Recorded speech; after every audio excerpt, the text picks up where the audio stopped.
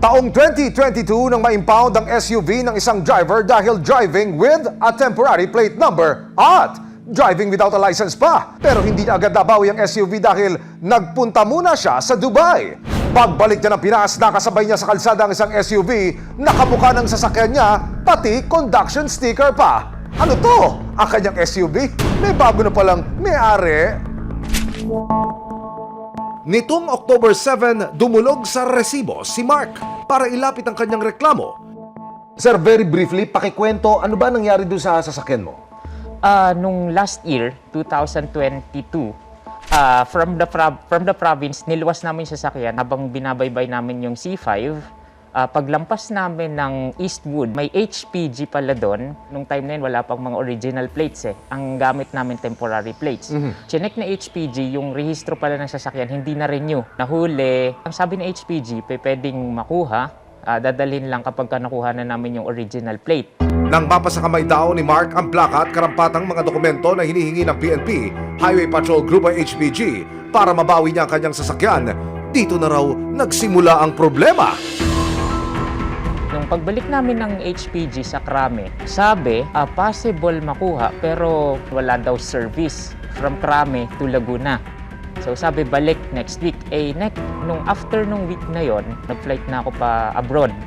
So then ito, ngayong taon, nung June, bumalik na ako ng Pinas. Tapos nung time ng pagdating ko ng Pinas, tumawag na ako sa HPG para i-verify yung sasakyan. Then sabi nila, nasa ano lang naman daw yan, nasa Laguna lang yan, sa impounding area. Ilang araw matapos makausap ang HPG sa telepono, laking gulat ni Mark nang makasabay sa Quezon City ang isang SUV na kamukhang-kamukha raw ng naka-impound niyang sasakyan. Malakas talaga pakiramdam ko eh. Gabi ng June 25, midnight, nakasabay namin yung sasakyan. Sabi ko, malayo pa lang. Sabi ko, kilala ko yung mugs na yun. Ganun na ganun yung mugs ng sasakyan ko. Di sinundan ko kasi parang familiar. Then, nung pinauna ko, sabi ko, ito yung sasakyan kung di ako nagkakamali. Pero alam ko, nasa impounding to. Pero, nung nakita ko, ang plaka iba. Sabi ko, baka hindi to. Then, nung nakita ko yung sticker, conduction sticker, 1820, sabi ko, ito yun, hindi ako nagkakamali. At nantignan ni Mark sa text hotline ng Land Transportation Office o LTO ang plaka. Surprise! Nakarehistro ang plakang ito sa isang sasakyan na golden brown ang kulay. What is happening? Sa isang area naman ng Camarines sa Caloocan pa rin, nakuna ng CCTV video ang kanyang sasakyan na dumampo sa isang kalsada. Yun yung babae, hindi lang masyado manotice since gabi, midnight. Anong naging palatandaan yung inyo yan? Okay, yung headlight, makikita sa CCTV naka-angel eyes. Dito, makikita talaga yung mugs. Okay, yan mismo yung mugs ng sasakyan. Diyan sa taas may carrier. Okay. Ito yung carrier. Sigurado raw si Mark na ito na nga ang kanyang sasakyan. Bago pa makapag-road trip ang sasakyan, kumilos na ang resibo. Naka-impound sa impounding area ng PNP-HPG sa Laguna ang SUV ni Mark. Pero laking gulat niya nang makasabay niya ang sasakyan sa Quezon City. Ang catch, ang SUV, iba na ang plaka. Pero nang tignan ni Mark ang production sticker, kumpirmadong ito na nga ang kanyang sasakyan. Ano po plano niyo ngayon? Plano naming mapatigil talaga yung ginagawa nilang yan. Ano po ang naging pasyon ninyo para itago ninyo yung inyong pagkakakilanlan, sir? Natatakot din kami kasi nabalitaan namin sa isa sa aming nalapitan before na marami nang gantong reklamo pero hindi na nila tinutuloy. Kasi natatakot din sila, lalo't pulis at HPG pa. Kung yung mga taong to gusto magkasasakyan, magkakotse, magkamotor, pwede naman nilang makuha pag sumikapan. Hindi yung kailangan manlamang ng tao. Wala nang inaksayang oras ang resibo. Agad kami nakipag-ugnayan sa PNP Integrity Monitoring Enforcement Group o PNP IMEG. Ilang araw makaraang dumulog ni Mark sa ating studio sa resibo. Sinamahan po natin siya dito sa Camp Bagong Diwas, Taguig. Partikular sa tanggapan ng NCR Field Unit ng PNP Integrity Monitoring Enforcement Group para personal na idulog ang kanyang hiniing. Tumawag ako sa HPG, binerify ko, sabi nila nasa Laperal daw, sa impounding area daw nila yun. Nung week na dapat kukunin namin, kung birang pagkakataon, nakasabay namin yung kotse Malayo pa lang, sabi ko, yung mags nung SUV, kapareho nung kotse ko. Pagkatapos ng documentation, anong inaasahan ng complainant? Makikipag-coordinate po kami dun sir sa LFU po, sa Propor. In case na wala po dun yung sasakyan sir, yung mga nakapirma dun, pwede po natin sampahan sila ng ng administrative case. Kung naroon na sasakyan, Tignan po natin kung PNP talaga involved dun sir sa Apo. paggamit ng mga sasakyan sir. Bali ma'am, pupunta po tayo ngayon sa Camp Crame po, sa office po ng HPG Limbas para magpag-coordinate at mag-imbestiga. pagdating sa headquarters ng Philippine National Police, agad na nagtungo ang IMEG at resibo sa tanggapan ng Highway Patrol Grupo HPG. Dito, humarap ang ilan sa matataas na opisyal ng departamento. Agad nilang inalam ang mga detalye ng reklamo at binisita ang impounding area sa Camp Crame. Wala rito ang sasakyan ni Mark. Wala. At nang siyasatin ang inventaryo ng mga sasakyan na na-impound ng HPG noong nakarang taon, guess what? Chinek natin dito sa inventory natin. Yung whole July, wala naman kasing naka-impound. Ngayon, we conduct investigations, no? Kasi the Highway Patrol Group hindi tinotolerate na gumamit ng mga impounded vehicle ang mga personnel natin. Linawin ko lang po yung sinabi niyo kanina. Base sa inventory, doon sa nakasaad sa impounding receipt na petsa, wala akong pumasok na ganong sasakyan. Yes, walang nakalagay na naka-impound na ganitong sasakyan. Pero by your system, tumadaan muna talaga ho dito bago dalihin sa Laguna. Yes, kasi dodokumentuhan natin yan eh. Malinaw na hindi pumasok sa database ng HPG ang pagkaka-impound sa sasakyan ni Mark noong nakarang taon. Sinigurado naman ng HPG na tututukan nila ang reklamong ito at pananagutin ang mga sangkot. We conduct inventory sa mga natin, no? At wala naman nagiging problema kasi nakalista naman lahat dito. Ngayon, sabi ko nga, I assure you, papanagutin natin kung sino man itong gumamit nitong sasakyan mo.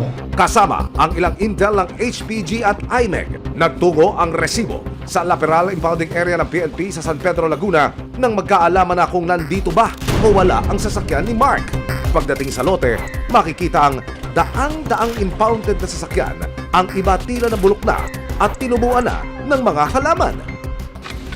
Nakita po natin na negative po yung sasakyan dito. Magkakaroon po kami ng investigation at pananagutin po natin yung mga personnel na o mga taong involved. Titignan po natin kung ano yung maaari nating isampang criminal. Kung ma-involve ang pulis natin dito, ay pwede natin masampahan siya ng administratibo pa. Para malaman kung sino ang mga posibleng persons of interest, tinignan din ng mga otoridad ang logbook ng mga gwardyang nagbabantay sa impounding area. Bale, asan po sir yung tinuturo natin? Yung 1 minute, adventure secret, plate number is X. Ayun, paano nailabas? Ito po yung yung 1 unit adventure silver inul out noong February 23, 2023 around 10:51 ng gabi. Kumpirmado sa logbook na ipinasok ang sasakyan ni Mark dito sa Laperal impounding area noong August 16, 2022. At malinaw na malinaw rin na makalipas ang 6 na buwan, February 2023, inilabas ng isang HPG patrolman na nagngangalang Brian Anthony Pido ang kanyang sasakyan. Dahil dito, mas tumibay na ang resibo ni Mark at ng IMEG na inilabas ang kanyang sasakyan ng walang pahintulot. Kasi sa tuwing nagbe-verify ako sa HPG, lagi nilang sinasabi nasa Laperal nga daw. Lagi nasa Laperal. Nasa Fairview pala, wala sa Laperal. Okay, so upon checking, ngayon nga nakita natin na wala talaga dito. Sa biyahe ng resibo at ilang kawani ng IMEG at HPG pabalik ng Campo Crame, isa na namang sorpresa ang tumambad sa gitna ng investigasyon. Ayan, biglang nakarating dito. Iba na rin ang plan sa gitna yun. Pero nakita niyo siguro yung mga sasakyan doon ma'am, no? Di ba? Kaya nga swerte ka sir, hindi na-stay doon yung sasakyan dahil kung hindi, kakamote din ang nakakapit dyan. Agad na sinuri ni Mark ang sasakyan niyang nawala sa kanya sa loob ng halos 1 taon. Bago ma-impound ang SUV, nasa mahigit 45,000 kilometers ang mileage nito ayon kay Mark. Pero ngayong lumitaw na ang kanyang sasakyan, ano mileage mo yun sir? 54,442. Walang 100 kilometers from Crame to La Peral. Naku po! Nag-road trip yarn! Isang araw matapos ang mga natuklasan ng resibo at ng IMEG, sinubukan namin kunin ang panig ni Patrolman Brian Pido na siyang nakapirma sa pag-pull out ng sasakyan ni Mark nitong February 2023. Pero hindi siya nakaharap dahil daw di umano sa isang emergency. Hindi rin nagbigay ng anumang karagdagang payag ang HPG. Para alamin ang aksyon na gagawin sa reklamo ni Mark, kinapanayam ng resibo si Department of the Interior and Local Government o DILG Secretary Benjamin Abalos. Sek, idudulog po namin itong hinaing ng isa nating kababayan na na-impound yung kanyang sasakyan. Sa investigasyon, lumalabas po na ginamit ito na po magiging move niyo. Dapat matigil yung practice na yan. Ano bang ebidensya meron dito? Secretary, sir, sa inihaing ebidensya ng complainant, meron ho siyang CCTV video. Nasundan din niya sa Fairview. Yung kanyang sasakyan, kinunan din niya ho ng cellphone. Ang lumalabas, Secretary, pinalitan po ng plate number. Nakarehistro po yung plate number sa isang sedan naman. Sa logbook po, na-identify ng ating PNP IMEG, sino ang nag-deposito, sino rin ang naglabas, Secretary, sir. Sa sinabi niyo sa akin, mukhang matibay ebidensya, meron tayong videotape at nakita yung pangalan nito at nakita ang taong to, pending hearing nito, investigation, dapat suspended muna ito. No? To make sure. No? Dapat talaga mag-set ng sample dito. No? Hindi po pwede ito. Hindi po pwede ito. Secretary, baka may mensahe lang po kayo dito sa complainant. Sa totoo lang, hindi ho niya maiwasan na mag-alala dahil siyempre, uniformado ho yung kanyang mga ihahabla rito. Huwag kayong mag-alala. Ako mismo ang personal na tutulong sa iyo. No? Kung magpa-file ka ng demanda, ako mismo. At kung personal na gagarantahan ko safety mo. Akong bahala sa iyo. And we will make sure that justice should be done. Hindi na dapat maulit ang ganitong practice. We will make sure of that. Ayon kay Mark, kahit na lumutang na at nakita na niya ang kanyang sasakyan na matagal na niyang hinahanap, itutuloy pa rin niya ang pagsasampa ng kasong kriminal at administratibo laban kay Patrolman Brian Pido at iba pang lilitaw sa investigasyon na persons of interest. Wala akong balak na iurong yung reklamo o yung kaso against sa kung sino man yung may kasalanan, kung sino man yung sangkot dito. Ang batas ay ginawa para sundin, hindi para labagin. Ayon sa batas, kung sakaling makitaan ng probable cause, posibleng masampahan ng kasong carnapping ang mga sangkot sa pagkawala ng sasakyan.